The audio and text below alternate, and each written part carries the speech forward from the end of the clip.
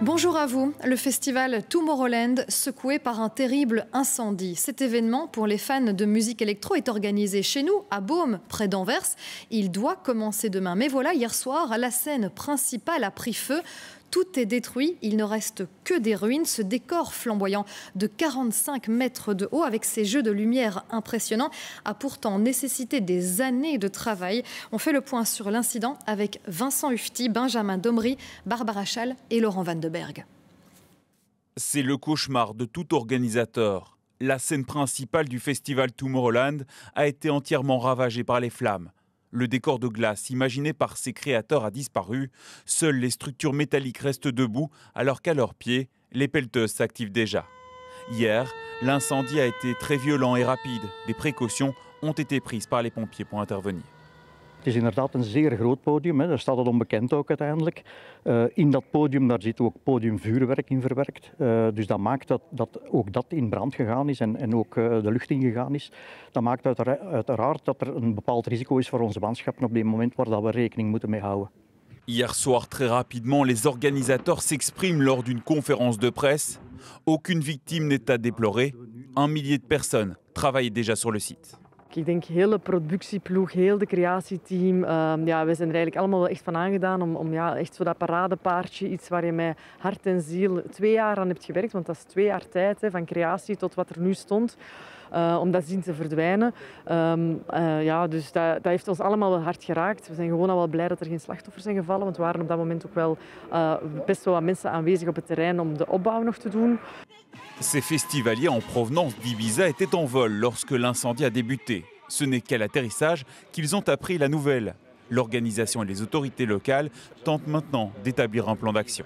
Heureusement, c'est Tomorrowland, donc on est en train de voir qu'est-ce qu'on va faire demain et après-demain pour organiser le festival. On est vraiment convaincus que ça c'est possible. À ce moment, on n'a pas encore une idée quelle est la cause de ce feu. Dès hier, le parquet d'Anvers a ouvert une enquête pour incendie involontaire. Et la démolition de la scène principale a commencé ce matin. On va retrouver Sophie Mergen sur place. Sophie, il faut maintenant retirer cette immense structure. Oui, c'est vraiment un travail colossal. La Main Stage, c'est le centre névralgique de Tomorrowland. 5000 mètres carrés de décor, 1 mois et demi de montage sur site. Donc vous imaginez la taille de l'échafaudage à démonter. Les pompiers se sont activés toute la nuit parce qu'il y avait des résurgences de feu. Ils ont quitté les lieux seulement vers 6 h du matin, soit quelques heures avant que les premiers festivaliers n'arrivent ici au camping. Vous les voyez affluer derrière moi. Alors qu'est-ce qui a pu causer cet incendie? Eh bien, ce n'est toujours pas clair. Le parquet d'Anvers a bel et bien ouvert une enquête pour incendie involontaire, mais pas de communication à ce stade. Alors Sophie, la scène sera-t-elle maintenue? Les festivaliers pourront-ils entrer sur le site? Y aura-t-il des changements? Beaucoup de questions qui restent pour l'instant sans réponse. Oui, énormément de questions. Ce que je peux vous dire, c'est que depuis 12h30, une réunion de sécurité a lieu entre les bourgmestres de la zone, les organisateurs, les pompiers, la police. Évidemment, on aura plus d'informations à l'issue de cette réunion, mais ce que les organisateurs veulent éviter à tout prix, c'est le scénario d'une annulation. Ce qu'on nous dit en coulisses, c'est qu'ils essayent plutôt de créer une petite scène de fortune sur la plaine qui devait abriter la Main Stage. Et l'enjeu est important puisque 200 000 festivaliers sont attendus rien que ce week-end. Et cela semble difficilement envisageable de simplement les rediriger vers d'autres scènes, étant donné que la plaine qui abritait cette Main Stage est évidemment la plus vaste du domaine. Merci à vous Sophie pour toutes ces précisions en direct du site du festival. Mais en attendant d'en savoir plus sur l'organisation de l'événement, des festivaliers du monde entier arrivent chez nous. 400 000 personnes sont attendues ce week-end et le week-end prochain.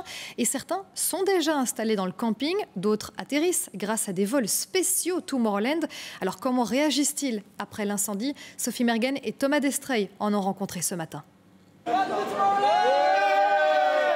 À l'aéroport de Bruxelles ce matin, l'accueil des festivaliers de Tomorrowland se fait comme à son habitude. Sauf que derrière les sourires, il y a logiquement pas mal d'incertitudes quant à savoir si oui ou non le festival va pouvoir avoir lieu.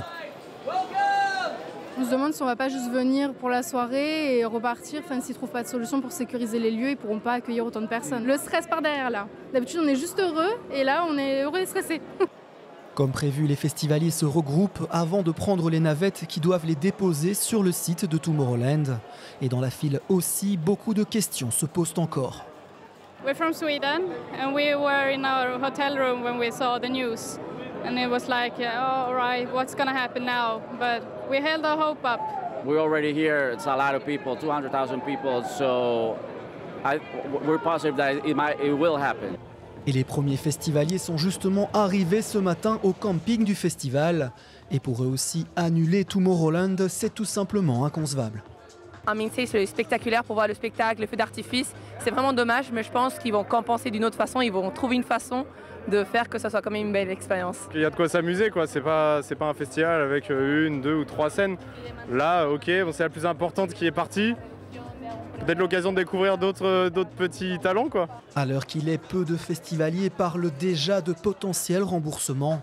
Car tous n'espèrent évidemment qu'une chose, à savoir que le plus grand festival d'Europe puisse bel et bien avoir lieu.